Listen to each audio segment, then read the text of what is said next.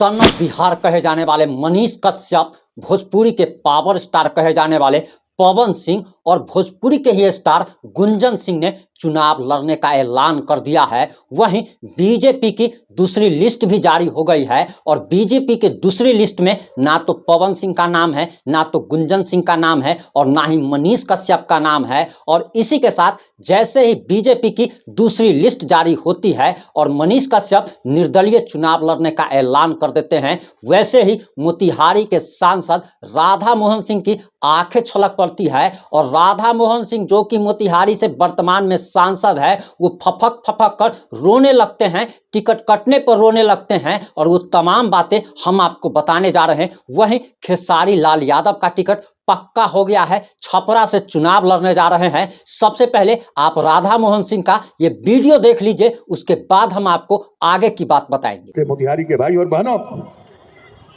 हमसे कष्ट पहुंचा होगा, व्यक्तिगत काम नहीं किया होगा, लेकिन ये बड़ा काम है और समाज के लिए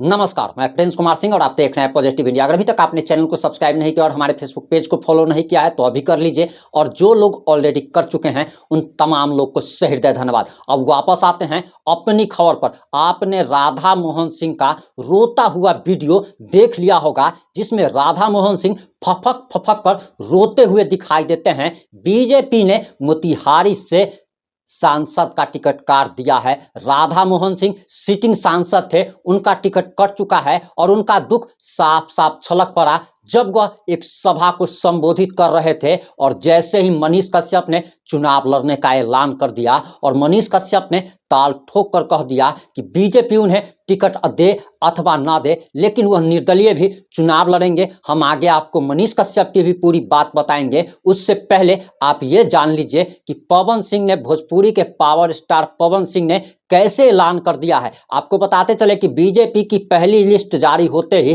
पवन सिंह को बीजेपी ने आसनसोल से लोकसभा उम्मीदवार के तौर पर उतारा था, लेकिन मात्र 12 घंटे के बाद ही पवन सिंह आसनसोल से टिकट वापस कर देते हैं। और कारण बताया जाता है कि जिस प्रकार से बंगाली अस्मिता का मुद्दा उठाया गया और जिस प्रकार से पवन सिंह के पुराने गानों को वायरल किया जाने लगा, जिसमें वह बंगाली महिलाओं पर अश्लील टिप्पणी करते हुए दिखते हैं, इसके बाद पवन सिंह को अपनी हार तय मानी जा रही थी और पवन सिंह को लगा कि वह हार जाएंगे, जिस वजह से उन्हें लोकसभा टिकट उन्होंने वापस कर दिया। और इसके बाद पवन सिंह ने चुनाव नहीं लड़ने का ऐलान कर दिया था। लेकिन फिर कुछ दिनों के बाद और अभी अभी की ब्रेकिंग न्यूज आ रही है कि पवन सिंह ने सोशल मीडिया पर एक पोस्ट शेयर किया है और पोस्ट में आखिर वो क्या लिखते हैं जरा उसे भी सुन लीजिए। पवन सिंह पोस्ट में लिखते हैं कि मैं अपने समाज, जनता जनार्दन और मां से किया हुआ वादा पूरा करने के लिए चुनाव लड़ूंगा। आप सभी का आशीर्वाद एवं सहयोग उपेक्षित है। जय माता दी। यानी कि पवन सिंह ने कहीं ना कहीं चुनाव लड़ने का ऐलान कर दिया है,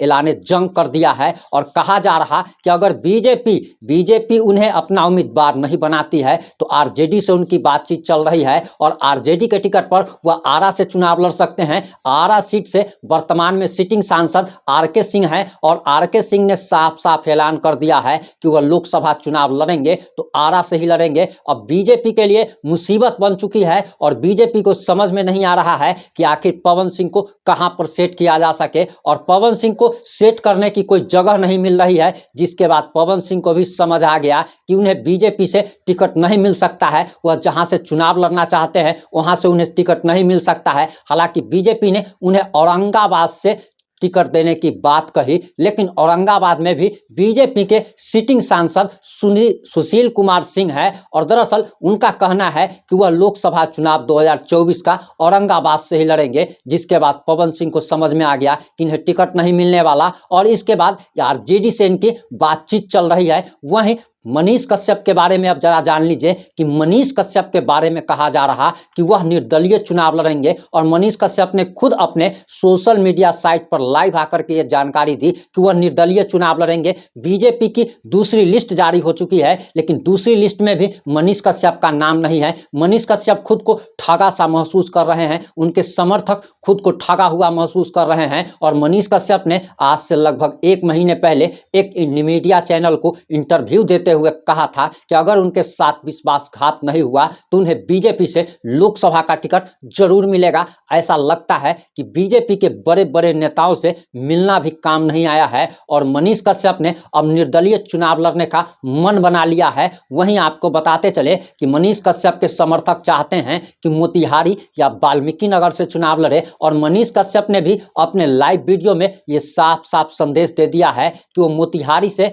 या फिर वाल्मीकि नगर से चुनाव लड़ेंगे और बताया जा रहा कि निर्दलीय चुनाव लड़ेंगे। मनीष कश्यप ने साफ साफ ऐलान कर दिया, जिसके बाद राधा मोहन सिंह की आंखें छलक पड़ी। राधा मोहन सिंह को लग रहा था कि बीजेपी उन्हें इस बार भी टिकट देगी। हालांकि राधा मोहन सिंह ने 2019 के लोकसभा चुनाव के वक्त कहा था और जनता से मार्मिक अपील की थी, इमोशनल हो गए थे और इन्होंने कहा था कि ये उनका लास्ट चुनाव है। हालांकि राधा मोहन सिंह ने अपने क्षेत्र में कोई भी काम नहीं किया है, वहां के लोकल जनता का ये आरोप है और राधा मोहन सिंह को समझ में आ रहा है कि उनका टिकट से नाम कट चुका है। लिस्ट में उनका नाम नहीं आने के बाद उनकी आंखें छलक पड़ी और वे मंच पर ही रोने लगे, भौकाल पार कर रोने लगे, जो वीडियो आपने देख ली होगी। आपको क्या लगता है कि क्या मनीष कश्यप अगर निर्दलीय चुनाव लड़ते हैं तो क्या उनको जीत हासिल हो पाएगी? वहीं आपको बताते चले कि खेसारी लाल यादव के बारे में कहा जा रहा कि खेसारी लाल यादव बीजेपी से टिकट न मिलता देखकर आरजेडी कुनबे में जा चुके हैं। जो खेसारी लाल यादव पहले तेजस्वी यादव के